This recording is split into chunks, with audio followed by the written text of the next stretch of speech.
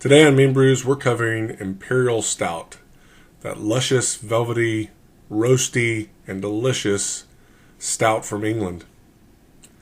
Let's dive right into the style. I got a lot of winning recipes for this style. There were 40 winning recipes, 5 of which were best of shows, 19 of which were gold, 2 silver, 5 bronze, and 9 that were so old I couldn't tell what place they got, but they all won awards. Data, I think, went back to 1993.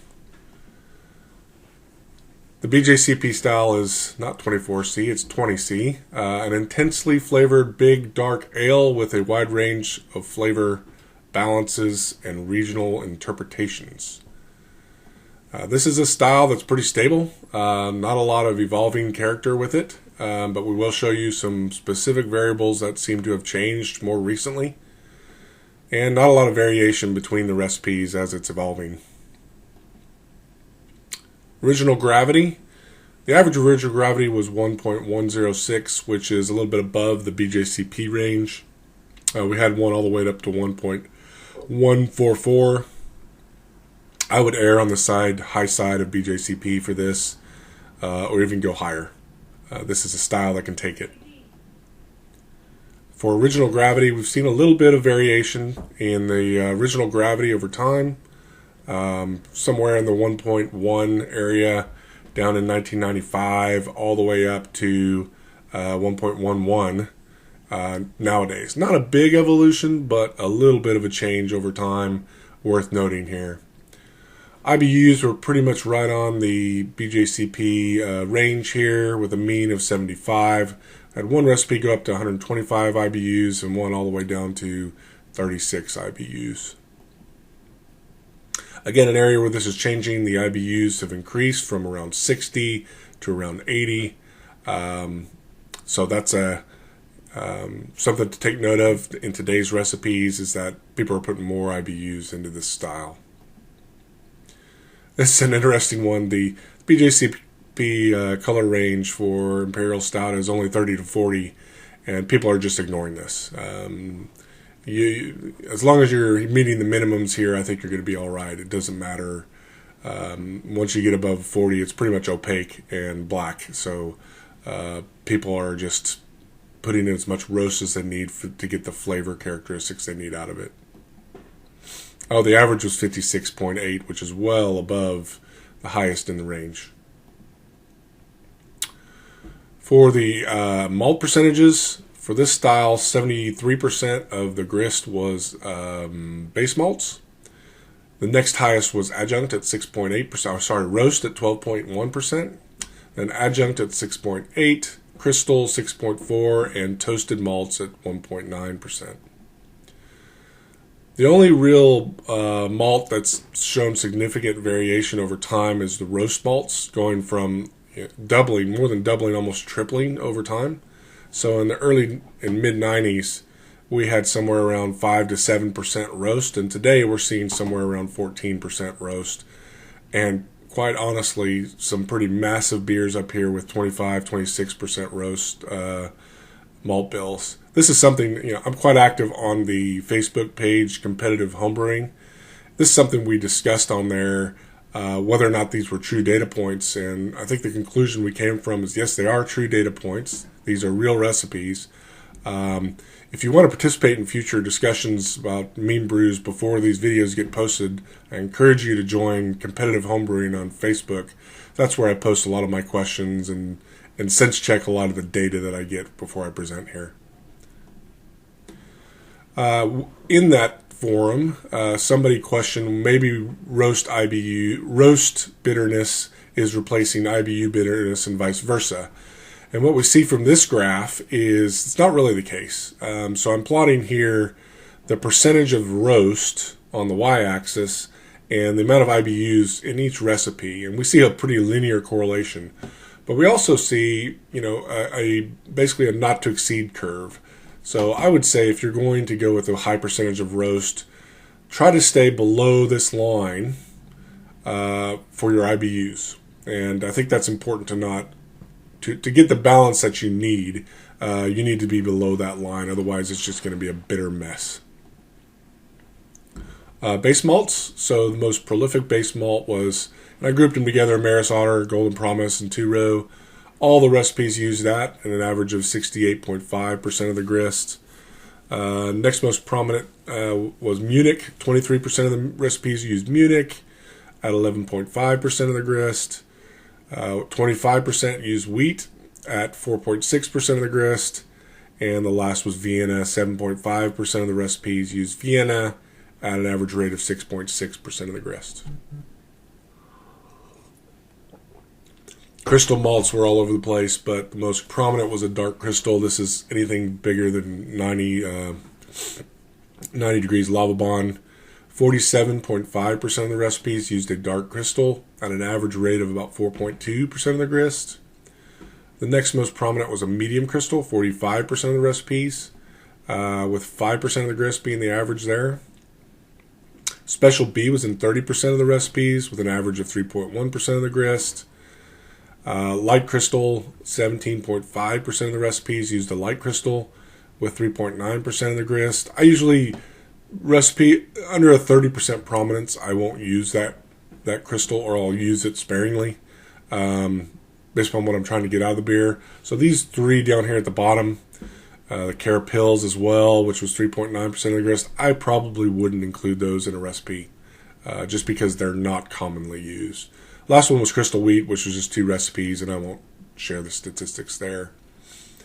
Toasted malts, most prominent, aromatic. 20% of the recipes used aromatic and an average of 4.1% of the grist.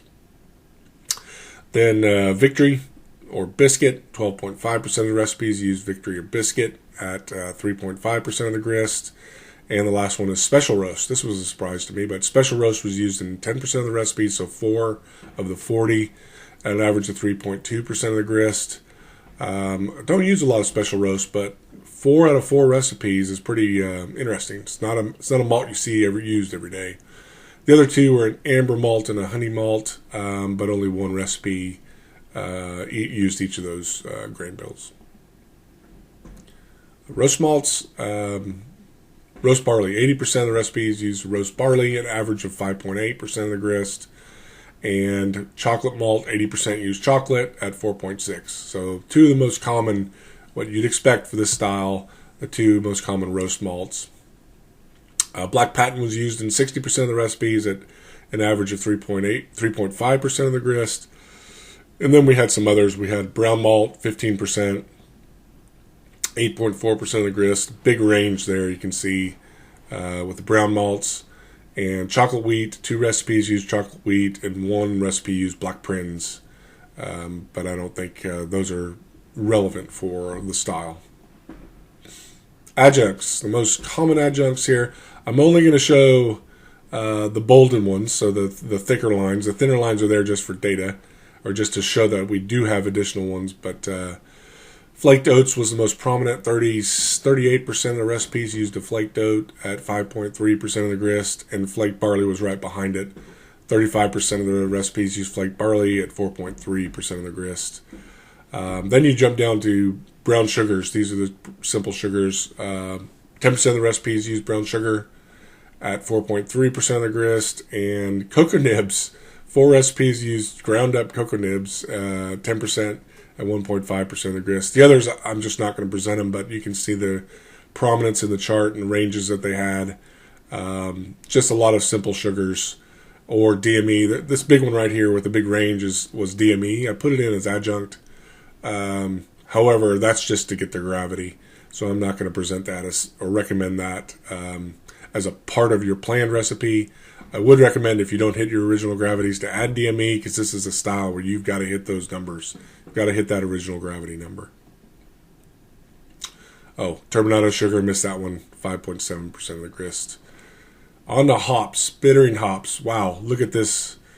Takeaway from this is really, doesn't matter what bittering hop you use. People are winning with whatever hop they have on hand. So my guidance here would be, use a hop with high IBUs so you don't get so much hop matter in your kettle. But this is like 36 different hops for 40 recipes. Doesn't matter what you use. Flavor hops, 65% of the recipes use a flavor hop, and the most prominent here were English hops or English derivative hops. More than 50% of the recipes used a EKG, Fuggles, or Willamette, which Willamette is a descendant of Fuggles.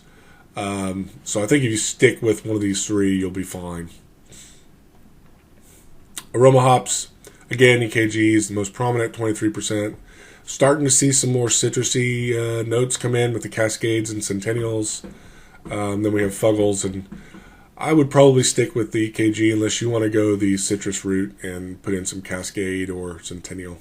It's up to you. 68% of the recipes used a aroma hop for this style of beer. Dry hops, only 15% of the recipes used a dry hop, so 3 recipes, and they were EKG and Liberty. I'm not going to recommend putting dry hops in this style. For the rate of hop additions, for the flavor hop, 65% of the recipes used flavor hop at 0.25 ounce per gallon. Aroma hops, again, 68% of the recipes used aroma hops at 0.26. Right, quarter ounce per gallon seems to be the sweet spot for both flavor and aroma hops. There were some that doubled that, and some that were, right around half of that. But my recipe is going to recommend a quarter ounce per gallon for both of these. And I'm going to use EKG for both the additions.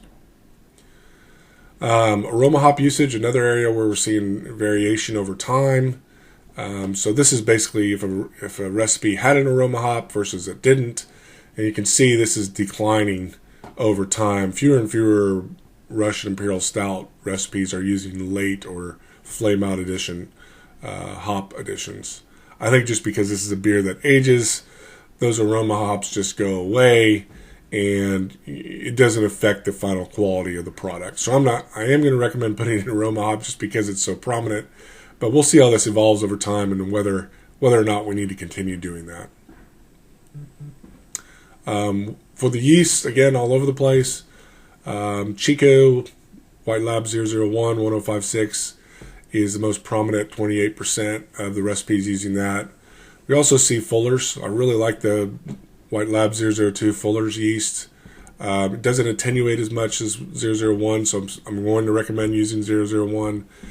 San Diego strain is another one that I would recommend. Any of these three, I think each of them would contribute their own. The San Diego strain and 001 would be very similar, but the Fuller strain is going to bring you some really interesting esters for the style. Other ones, you can take a look at the ones that were used here, but I would stick with one of these three, or maybe even the Scottish White Lab 028. I really like that yeast too. Water chemistry, again, I'm going to present that. For calcium, between 50 and 150 was the range, with an average of around 90 parts per million. Magnesium was on the low side, 8 to 25. The average was right around 12. Sodium, don't be afraid to go high on sodium for the style. You're going to need to bring that pH up in the mash. Right around 12 to 80 parts per million sodium, and the average was about 40. Sulfate, we had a range between 35 and 160, with an average right above 80, a little bit above 80. Chlorides, right between 30 and 150, with an average of around 75, 74. And carbonate was between 140 and 250, 255, with an average of about 180. One thing that was pretty prominent towards the later recipes is the evolution of the sulfate to chloride ratio. As you can see from this chart, people were erring on the side of higher sulfates than chlorides, really make those hops stick out, and towards, not a lot of data, but it is showing a trend to going even below that, to accentuating the malts and focusing more on the chlorides over the sulfates. I am going to reflect this in my recipe because I want those malt characteristics to be showcased, and the hop characteristics to not be so sharp. We had 89% of the recipes using an infusion mash, and 11% used a step mash.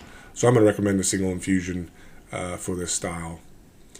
The mash temperatures, 153 degrees Fahrenheit was the average mash temperature with an average duration of 73 minutes. So that's what I'm going to recommend. And we're seeing this temperature rise over time.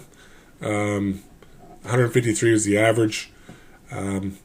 It's still going up from what it was before, but we could see this go up even further. We have some recent recipes that are gravitating towards almost the 160s. Not really sure why they're doing this. It's already a big beer and already going to have a lot of body. So I'm going to stick with 153 for my recipe, but we'll track this in the future and see how this goes. Boil duration, 83 minutes was the average, and we had a range from 60 to 120 minutes. And fermentation temperature was a pretty tight range between 64 and 68 with an average of 66. So that's what I'm going to shoot for with my recipe. Fermentation temperature over time is going up. We've seen it, start out in the 65, 66, and it's gone up to the 67, 68s more recently, probably to pull out some more of those esters. But again, this is not a big range, 64 to 68 for these yeasts that we're using in this style. Other variables, the average carbonation volume was 2.26 volumes, and the average mash pH was 5.33. I think that's a pretty low point. You want to be higher than that. Otherwise, you'll pull out some harsh notes out of your roast malts if you're any lower than 5.3. All right, my suggested recipe. I'm going to use 70.7% of Maris Otter for my base malt, and 6.9% flaked oats, 6.4% roasted barley, 5.1% chocolate malt, 2.7% black patent, 2.7 crystal 60, 2.4 crystal 120, a little bit of toast malt, 1.8% aromatic, and 1.3% special B. Complex malt bill, I know. But a lot of prominent malts are used in this style, so I think it has to be a complex recipe. You might notice that my base malts are lower than the average. That's because I bumped up the roast malt to what people are using nowadays instead of the just pure average. I think that's the way the style is going, and so I'm representing that in my recipe. For bittering hops, I'm going to use Magnum. Clean bittering hop with high IBUs to get 67 IBUs. I'm going to add East Kent Golding at 15 minute, 0.25 ounce per gallon or 1.9 grams per liter. Gives me about 7.3 IBUs. And then at flame out, I'm going to put in a 1/4 ounce per gallon of East Kent Goldings again. This is something you can easily skip this one and still make a great product. And I'm going to use Chico yeast. I really like it. I like how it attenuates and makes a clean beer. So that's going to be my yeast of choice. I'm going to shoot for 1.105 original gravity and around 75 IBUs. For my water chemistry, I want my calcium to be less than 150 parts per million. I want my magnesium to be less than 15. I'm not afraid to go up to 80 parts per million for sodium, but I want it less than that overall. Sulfates 70 parts per million and chlorides 100 parts per million. So again, I'm leaning on the higher chlorides and sulfates for my recipe. I'm going to do an infusion mash at 75 minutes at 153. I'm expecting my mash pH to be very low, so I'm going to use baking soda first to try to bring the mash pH up, and then I'll use chalk or pickling lime to get it into 5.3 and 5.4. Do expect you're going to need rice hulls here. I find for these big IBU or big roasty Imperial Stouts that they tend to get stuck, especially if you recirculate. So I am going to add rice hulls for sure when I do this mash. I'm going to sparge to 1.010 runoff and boil the wort for as many minutes as I need to get my target OG. So track your boil off rate, take gravity readings along the way, find out when you need to add your hops. but you want to get to that 1.105.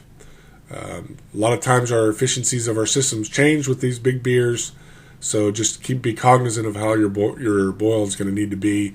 If you need to have DME on hand, make sure it is on hand, and don't be afraid to use it to get that gravity that you need. Add it early enough to where you can get some kettle caramelization if you need to. Chill to 66, oxygenate and pitch big. This is the style you need to pitch very, very big. And then I'm going to reoxygenate 24 hours after fermentation kicks off. I'm going to ferment at 66, raise to 70 as it slows, and I'm going to keep on the yeast for 2 to 3 weeks. I'm not worried about yeast eating itself for 2 to 3 weeks, but even though it looks like it's not active, that yeast is still cleaning up, still in solution, still cleaning up the beer. Leave it on the yeast, let it do its thing. It's a big beer. I'm going to cold crash and keg 2.3 volumes and age it to perfection. Well, that's the end of our video for today. For next video, we lost a good friend in our homebrewing club, Mark Todd, to a heart attack a couple weeks ago. I'm going to dedicate that video to him. Mark's favorite style was Wee Heavy, so I'll be covering Wee Heavy in the next week's video, and it'll be a tribute to him. He'll be sorely missed. He was a great guy, very big in the craft scene here in Houston, Texas. So tune in next week for that video, and we'll see you then. Bye-bye. This episode is brought to you by the Master Homebrewer Program. Earn awards and badges based upon how you score in homebrewing competitions across the world. Sign up now at cialers.org.